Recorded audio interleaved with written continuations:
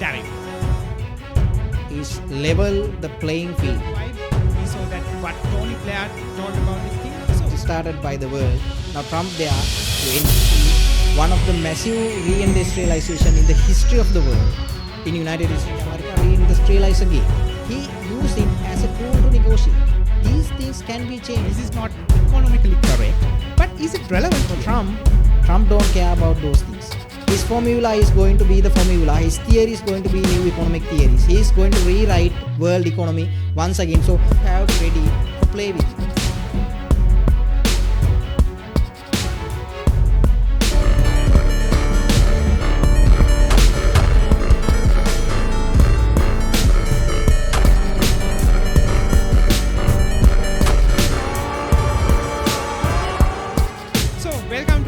Episode with Westvu. As usual, we have our in-house geopolitics expert Shalitha Bandara with us.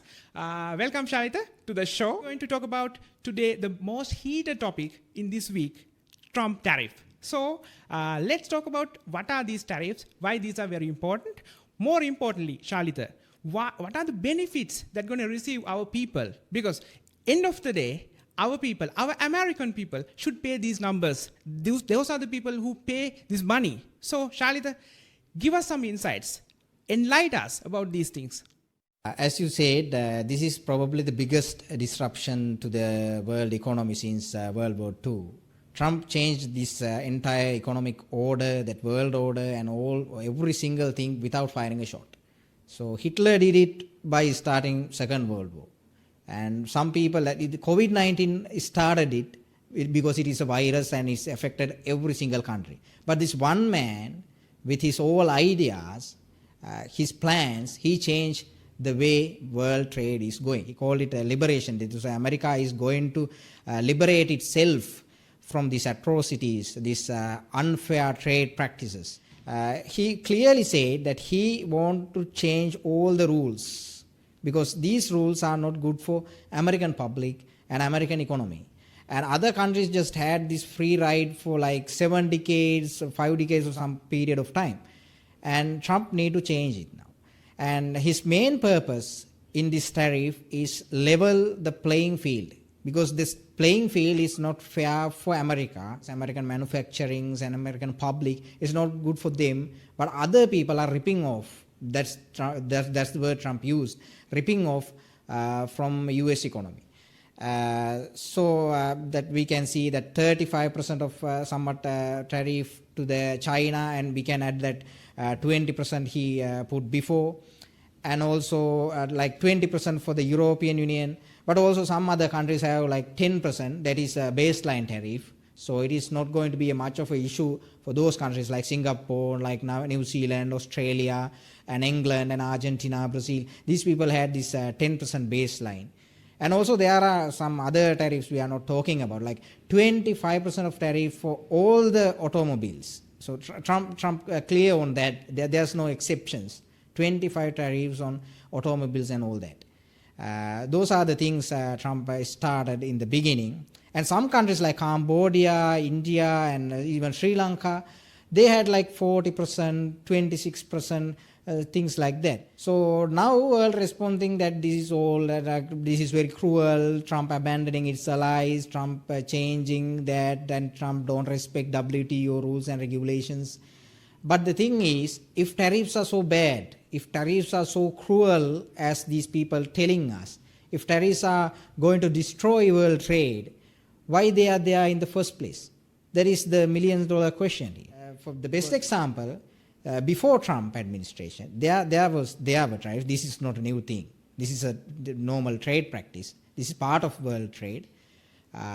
Europeans put about 10% tariff on US cars, and US only put like 2.5% tariff to the European cars. But no one complained about that. The European never wanted to reduce it. Now Trump is stand up and fighting back, and all these people telling, oh, yeah, like Trump is going to destroy the entire world. Trump talked about this for decades. Since 80s, he said these countries ripping off from our country. Like he pointed out to Japan, he pointed out China, he pointed out all the countries in the world. He said these allies are much worse than four, because the four, the enemies are enemies. We know what they are doing, but these allies, like they are like our friends, but they keep doing this to us. But this is if this is a bad thing, if this is like if this is a war, it didn't start Donald Trump. It started by the world. Now Trump there to end that once and for all. Anyway, other question that how this beneficial to the American public. So that's the whole point. The thing is that the Trump is going to bring all those infrastructures back to the United States of America. That is his main purpose. Because during 70s, during 60s, America was like industrial giant. They build almost everything in the world, and they send everything to the global. They lead in industries, they lead in automobiles, they lead in all these electronic devices and all that. During the Cold War, they had their own supply chain.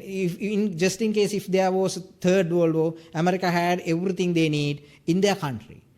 But after 80s, this started in 70s, 80s, 90s, these corporations, big corporations, these companies needed cheap labor. So they took their all industries, they just shifted to third world countries, especially people went to Vietnam, Cambodia, Sri Lanka, India, Bangladesh, China especially. China is the one who benefited from this world order. So they took all of those companies to those countries. And big corporations, like they had these huge advantages. They just had these huge benefits. But what happened to the American industries? They had massive deindustrialization for these all those decades. Like cities like the Rust Belt states, we call that, Wisconsin, Iowa, Pennsylvania, Michigan, all those countries were like, they were flourished in their 70s, 60s. These countries like the Detroit people called it like a Paris. Now it is like a hellhole. No one even give a shit about that type of cities anymore. So once giant industrialized cities now became ghost towns. So now Trump trying to bring back all those manufacturings, all those jobs back to the United States of America. Tariff is one thing. That now Trump is ignoring Paris Accord and these green policies and all that because United States of America, they're going to drill again, like they're going to make that drill baby drill. That's what the tagline of this. They're going to make energy policies and make America energy independence again. They're going to take everything back. So we will see one of the massive reindustrialization in the history of the world in United States of America from now to next decade. It will change the climate of geopolitics, world trade, every single thing. And there's another thing to that. When we look at election results, people in the Rust Belt district, for example, Trump won Michigan by big margins. Trump won Iowa, Trump won Wisconsin. These are like blue collar people, blue collar voters. Now this working class, especially white working class, voting President Trump because they think somehow Trump is going to make America reindustrialize again, make America great again, and make America affordable again. So these tariff policies and Trump's energy policies and every single thing connected to one thing, he is going to bring back that greatness to American public. That is his plan. So Shalitha, we saw that stock market also crashing last week. Some people says Trump is doing this on purpose. I don't know whether is there any truth about that. But after that, he is chilling out in his golf course. Is there any truth about this? What is the reason for, if it is making on purpose, what is the reason for that one? Yeah, that is a very interesting point. Now some people telling this is Trump doing this on purpose. Some people say, no, he's not doing this on purpose. This is a mistake. And he's just playing golf and he don't care about American economy. The thing is, this is the Scott Bessent, the Secretary of Treasury. He himself said this thing that wealth redistribution. That only 8% of American population own this stock market. Most of the, like 50%, they own, the 8% own 50% of American stock market. So these people going to do is, take American economy back to American public, back to American middle class. So American middle class going to participate American economy much more than it's before. That is the point. That is the whole point.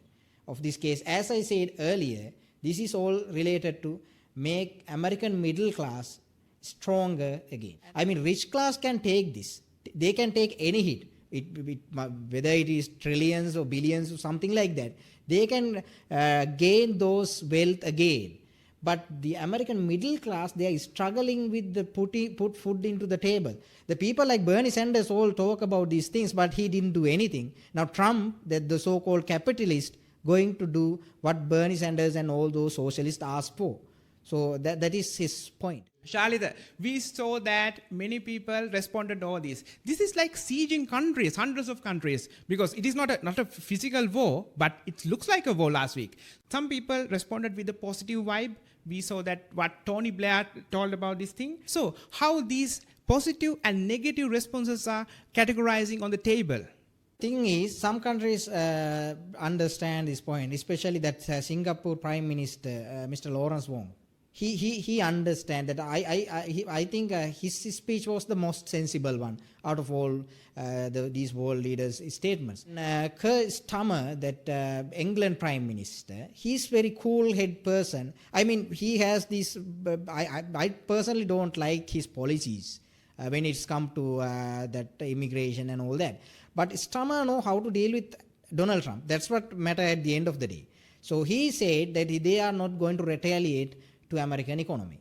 And countries like Vietnam, surprisingly, they came forward and now they're negotiating with President Trump very well. And now they are trying to go with zero tariff trade between US and Vietnam. Cambodia announcing the same thing. They had these restricted economic policies with their socialist agendas and all that. Now these people going to zero tariff economic policy. And Argentina is the most interesting country in here because we know Javier Milei, he believes in free market economy and he is libertarian after all. And he's very good friend of President Donald Trump. Argentina is the first country to deal with Donald Trump and get a fair deal. So the interesting thing is this is not end. That Trump tariff is not going to destroy world economy just because he put all those reciprocal tariff on these countries. He used it as a tool to negotiate. These things can be changed. These people can negotiate with United States of America and get a fair deal, even zero tariff. So far, I got your point. But the problem is I hear a funny question, little bit funny question here. Some people saying that the formula is wrong. This is not economically correct. But is it relevant here? End of the day, this is not a game. This is going to affect people's life, the businesses. So Shalitha, give some updates, give some insights, whether these technicality still matter here. Yeah, the thing is these so-called educated people, that theorists in economy and mathematics, these people keep telling that Donald Trump don't know anything about maths. Donald Trump don't know about basic economic theories. And my personal idea about that, it doesn't even matter. Because these people know every single thing, theories, Adam Smith, Karl Marx and all that. But they are not the president of the United States of America. The man who don't know anything about it, he is the one who ruling this world. And he is going to set this plate. As I said earlier, he is going to level this playing field, no matter his idea about mathematics, economies and all that. Then another thing that there's interesting comedian said about this that Donald Trump might bomb Iraq because he don't know the difference between Iran and Iraq. That is how Trump pronounced these words. And in Arab, that there are cities like similar words, but these are two places, two geographical places, two different people. But Trump might bomb Iraq's that city instead of Iran's city. There's a joke on that. But the people think Trump is like very simple guy who don't know anything about, but he is capable of putting bomb on these countries. That it is same goes to the economy. These economists can say whatever they like. Donald Trump don't know about maths. Donald Trump don't know about the economy. But the point is, the formula might be wrong, but answer is going to give that the Trump don't care about the formula. His formula is going to be the formula. His theory is going to be new economic theories. He is going to rewrite world economy once again. So it's not time to argue that Donald Trump's brain capacity or his theoretical knowledge of those things. Donald Trump setting play field and you have to ready for play with it.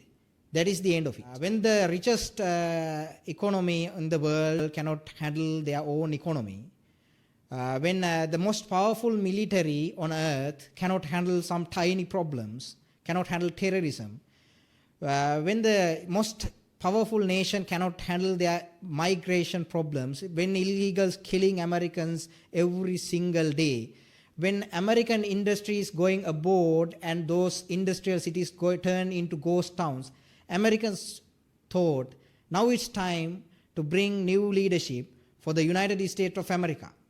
So they voted Donald Trump for that one purpose. He respects his mandate. People feel abandoned, that all those countries are like cheating on us. People have this idea. That is why Trump is giving, this is a complicated problem. Now Trump is there to give very simple solution for that.